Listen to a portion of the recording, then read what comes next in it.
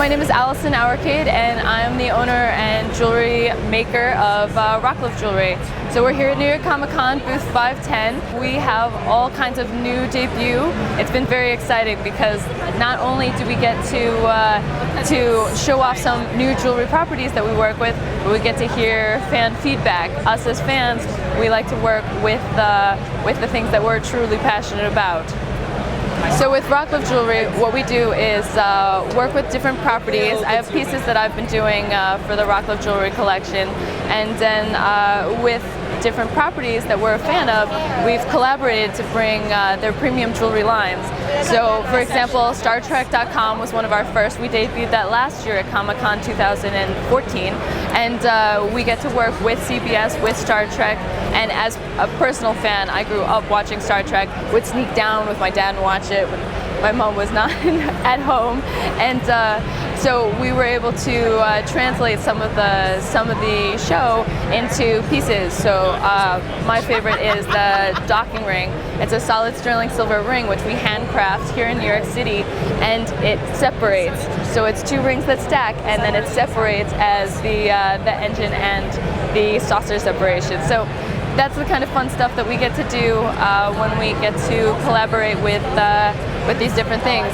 The big debut for this year is with The Hobbit. We work with What a Workshop, which has been amazing because who's not a fan of What a Workshop?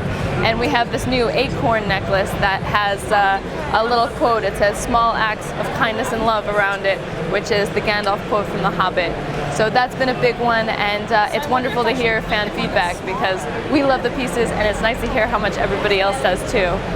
So with RockLove, we've been really fortunate because we collaborate with the different companies. So rather than go out and try and just find the biggest property and try to make money, we get to work with the creators, with the creative team, sometimes even with the concept artists. Right now, some of our other big ones are video game jewelry. We work with all the stuff that we're fans. So right now we've got Fallout 4, which we're probably going to have to not play for a while or we'll never make your jewelry.